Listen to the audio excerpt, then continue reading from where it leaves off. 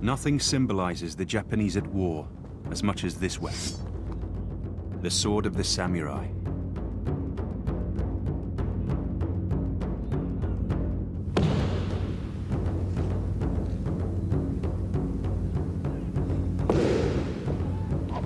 It is the ultimate cutting weapon. It is designed to cut. It's a terrible weapon, and it will cut. What the Colt 45 is to America, the samurai sword is to Japan, the stuff of national myth.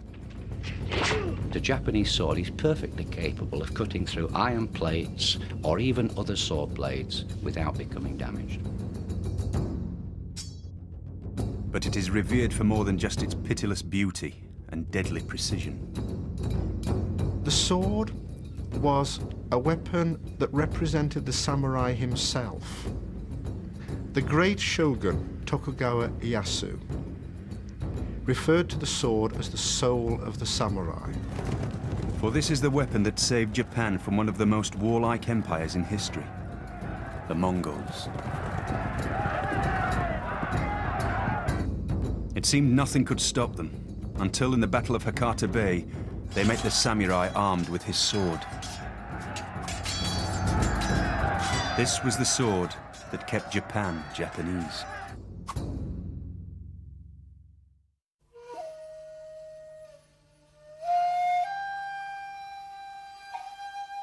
Before gunpowder, wars were fought with swords. But of all the thousands that have existed in history, only one remains as potent today as it did 1,000 years ago: the Japanese sword of the samurai.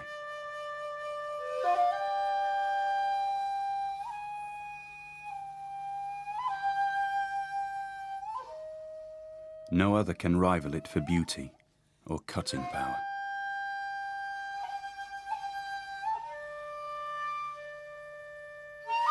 For 1,000 years, swordsmen have agreed that where the cut is concerned, the best weapon is this, the Japanese sword. It has a curve to the blade, and this means that when you strike at your opponent, only one little bit of the curve reaches the target first, and then as you swing, the rest bites in, bites through, and cuts to the bone.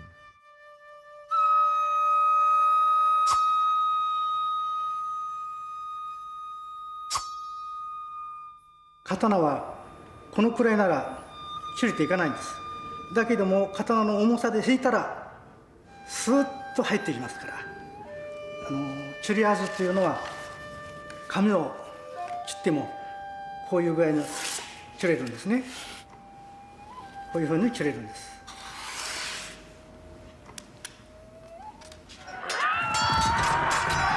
Compared to the razor-sharp Japanese sword, Western swords of the same period are crude, bludgeons. On the Eastern Mediterranean, there were European crusaders who were fighting with a weapon like this. As you can see, it is straight-bladed, as most were, but this was basically a thrusting weapon. You actually pushed that and hoped that you pushed with enough strength to get the point into the chain mail, which was what the Europeans were used to facing when they were fighting each other. If you struck a blow with it, it's quite heavy, and although it had a sharp edge, the edge would probably not have cut much because, again, it doesn't have the curve to it, so the whole blade is landing at the same time. If you struck a blow with that, you stunned your opponent more than cut him. But the Japanese sword has another claim to uniqueness. Sword blades can be either razor-sharp or they can be resilient. The Japanese sword was both. The whole blade itself is quite rigid. The edge is extremely hard, and one would expect it to be, in the Western sense, one would expect it therefore to be brittle. But the Japanese sword is composed of this very sophisticated laminate of a mixture of steel so that a hard edge can be regained, which will not chip in combat. All the other weapons of the time were purely offensive. You defended yourself not with the weapon, but with a shield, or you hoped that your helmet was strong enough and ducked. This blade always was heavy enough to knock aside an opponent's blade, to make what fencers call a beat, or indeed to make a parry. And that at the time made it unique. Mastering the art of attack and defense, armed with sword alone, made the Japanese warrior one of the most skilled in the world. When sparring, bamboo swords are used instead of real blades.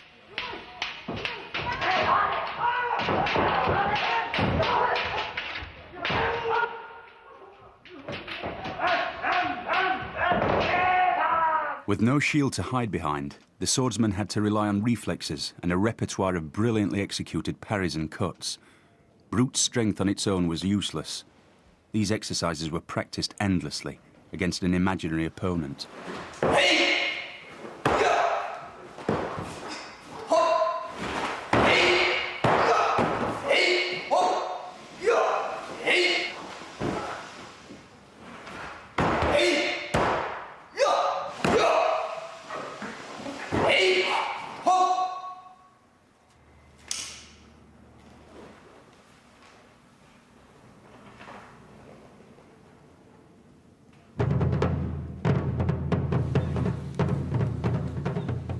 The sword was the mark of a samurai. These warlords were the real power in medieval Japan, with the emperor a mere religious figurehead. The samurai's word was law, particularly on the question of swords. No one else could wear one, on pain of death.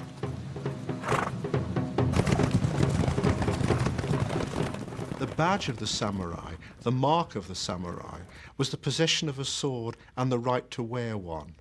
So the person with the sword through his belt was a member of an elite. It was the symbol of his authority. It was the weapon with which he had been trained.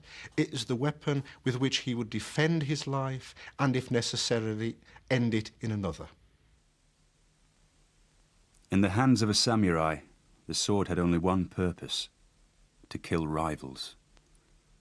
Duels between samurai were governed by an elaborate etiquette.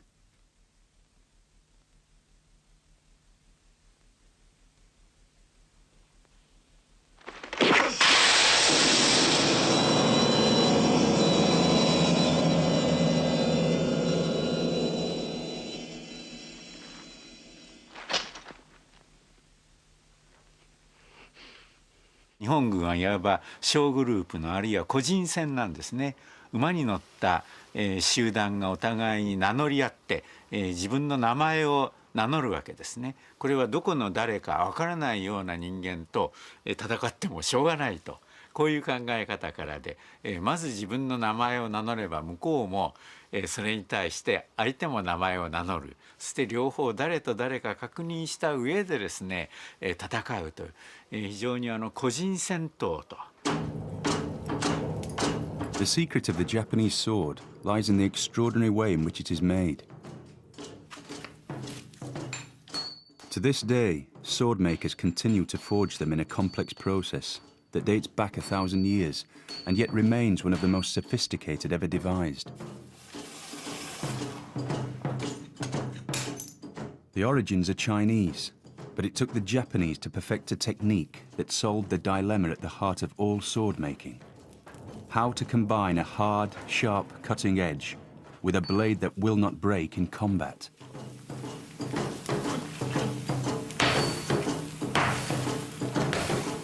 The Japanese sword maker combines hard and soft steels, which are hammered together.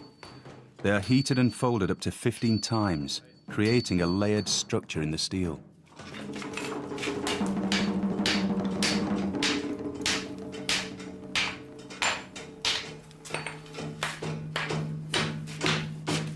When finished, the sword can have over 30,000 layers.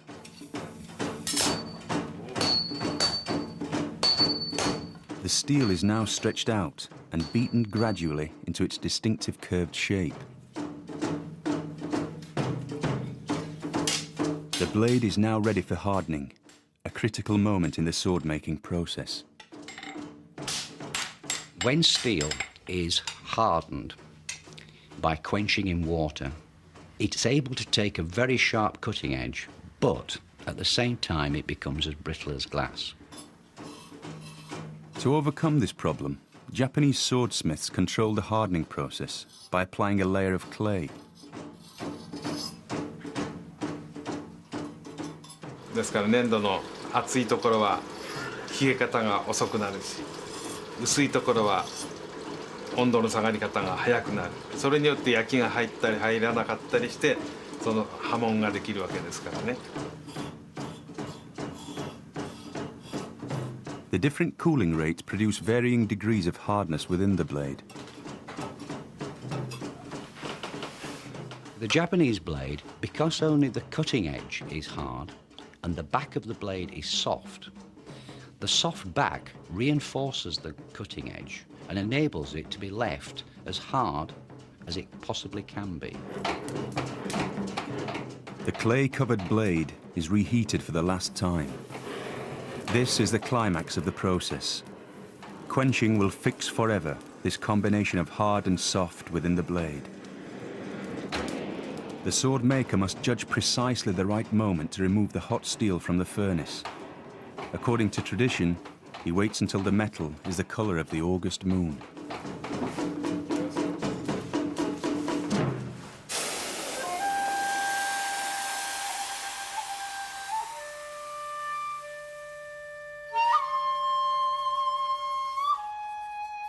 The finished sword is marked with a crystalline pattern in the form of a ripple along the hard edge of the blade. Called a hamon, its form and variations in texture can determine the period of the blade as well as the swordsmith. The hamon is also valued for its beauty.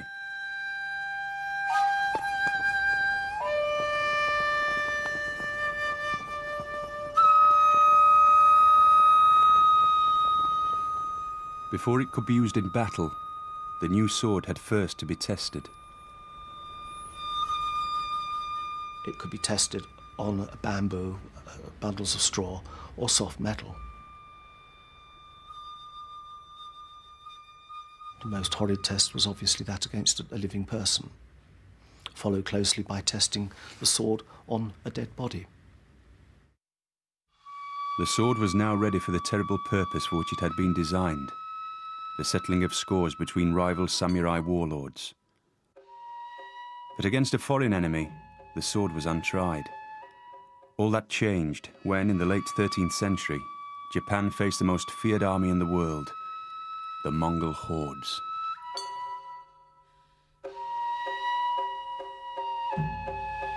The war against the Mongols culminated in the Battle of Hakata Bay. The battle is as significant to the Japanese as the defeat of the Spanish Armada is to the English.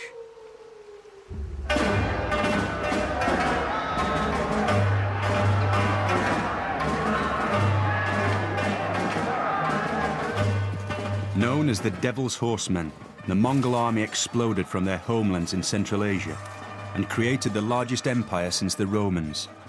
Their style of warfare was very different from the samurais.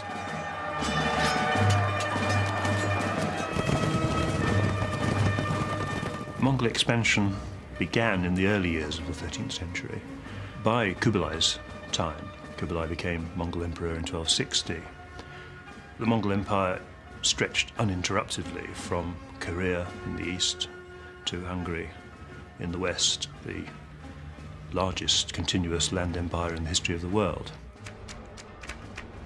The Mongol weapon was the bow, and most people didn't get close enough to a Mongol army to find out whether they were going to be very good with their swords or not, because they were shot before they got there. Theirs was the first army to have fire in movement. They evolved tactics which were used by Rommel and Patton. They worked with tanks just as well as they worked with mounted archers. By the end of the 13th century, all that remained for them to conquer were the islands of Japan. The Japanese had no intention of capitulating without a fight. The Mongols were perfectly happy to give them one. In 1274, a force of 40,000 Mongols crossed the sea from Korea, bound for Hakata Bay. The Japanese warriors had no idea what was about to hit them. The Japanese, hearing of the arrival of Mongols, of course, galloped to meet them as soon as they could and were intent on singling out a suitable opponent, and preferably someone of high rank.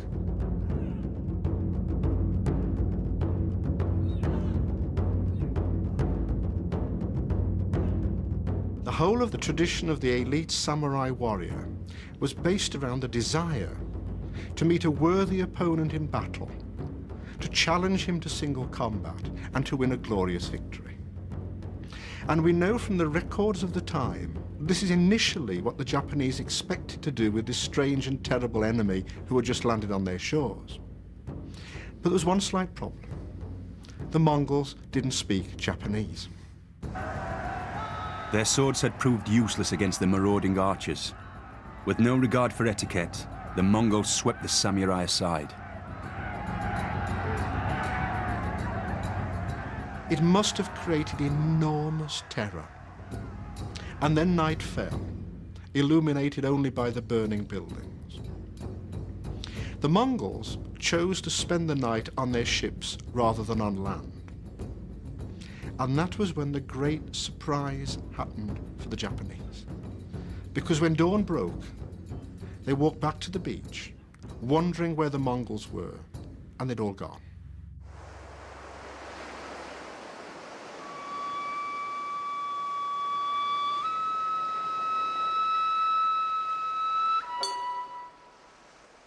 It was normal Mongol practice prior to invading a new part of the world to send some kind of reconnaissance in force before mounting a full invasion. It's possible to see this first invasion of Japan as some kind of reconnaissance expedition. The Japanese gave thanks for what they saw as divine intervention.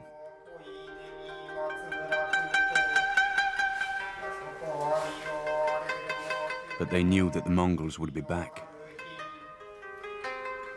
The samurai would keep faith with their swords, but a new way of fighting was needed. A defensive wall was built at Hakata Bay, and the etiquette of the personal challenge was dropped. Next time, there would be no place for manners. 7 years later, the Mongols turned their attention to Japan once more, calling for their surrender. The Japanese made their defiance clear.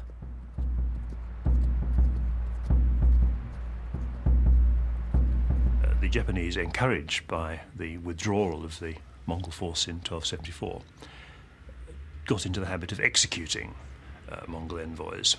This was a particularly heinous crime in Mongol eyes. They regarded the person of an ambassador, especially one of their own, as absolutely sacred, and this really left Kublai with no alternative but to invade as soon as circumstances permitted. The result was inevitable. In 1281, the Mongols launched a second invasion fleet, even larger than the first.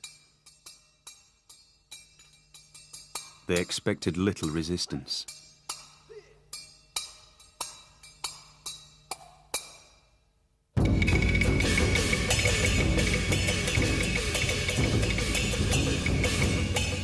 The skies went dark with the arrows from the Mongol troops. At the same time, the Mongol troops advanced on them, shoulder to shoulder, with spears lowered. The samurai met them from behind their defensive wall, and this time managed to force the Mongols back to take refuge on their ships.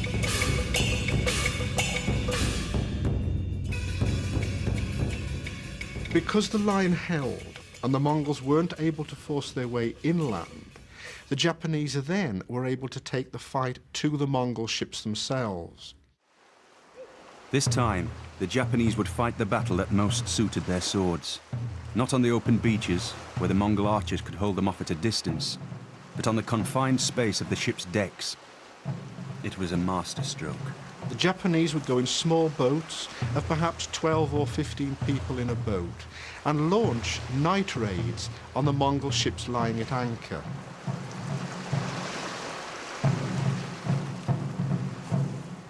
These boats would be rowed out into the middle of the bay, close with the Mongol ships. The mast would be let down as a sort of ladder on which they could climb on board, and then with their sharp swords, the samurai were there to attack the Mongols on board the ships.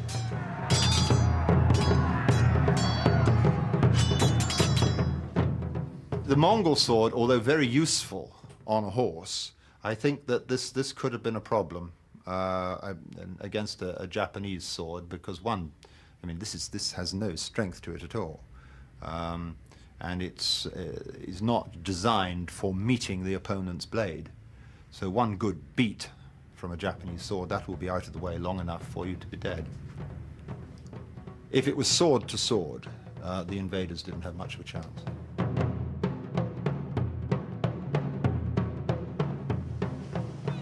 These tactics kept the Mongols on their ships for 4 weeks, unable to establish a beachhead.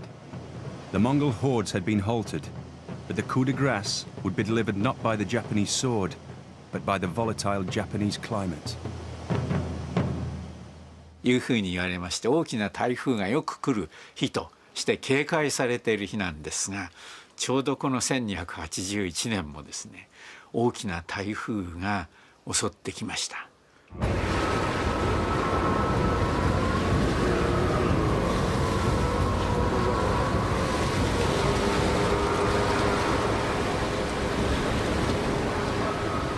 そのため、この14万の大軍を乗せた、何千艘の、モンゴルの軍団が、散々な大変な被害を受け、多くが沈み被害を受け、そうして、海上をさまよう、そういう状態になりました。これが日本でいう神風。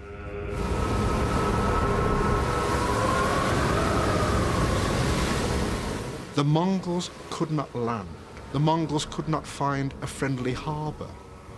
The Mongols had to sit there and experience the wind and the waves and the ships smashing against each other.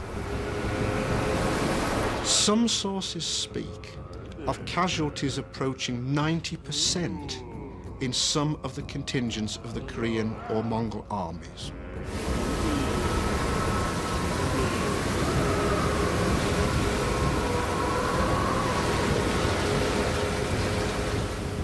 Such troops as remained on the coast, now of course much reduced in numbers, were captured or killed by the Japanese forces. It was a catastrophic defeat for the Mongols.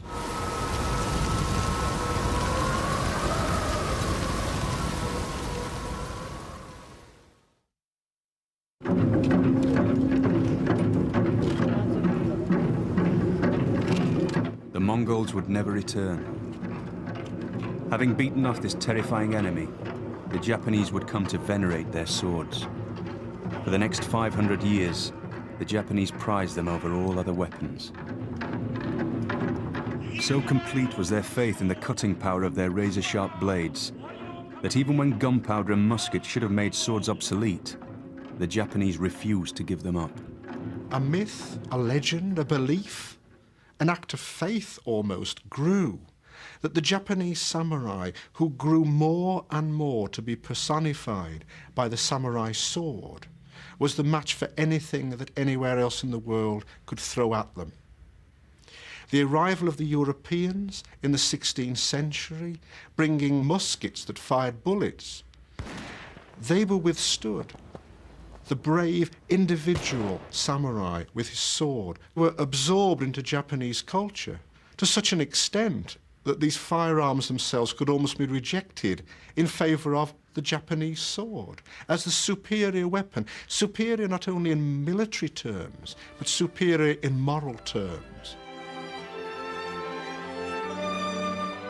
But the samurai spirit had a darker legacy.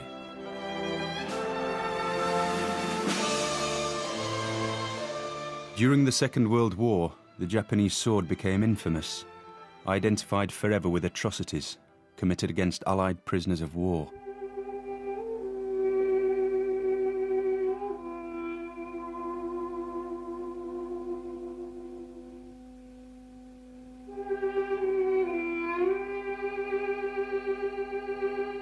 Probably the most active use of the Japanese sword during the Second World War was beheading Allied prisoners.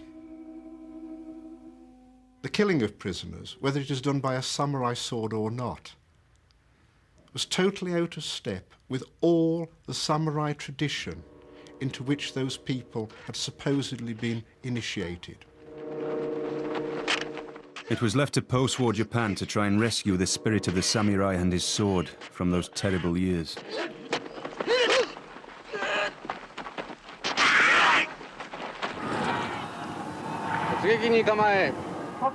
For the great film director, Akira Kurosawa, they are as potent a part of Japanese myth as cowboy films are to America.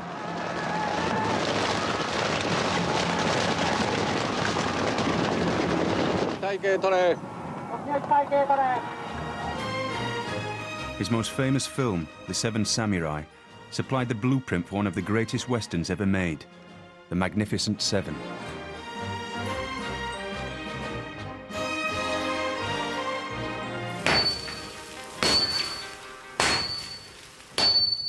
The samurai sword may no longer be used in anger, but it lives on as a collectible work of craftsmanship and for use in the martial arts. Strictly controlled by the Japanese government in terms of number and quality, they are still made with the same reverence as the swords that won the Battle of Hakata Bay. Testimony to a weapon which refuses to become a relic.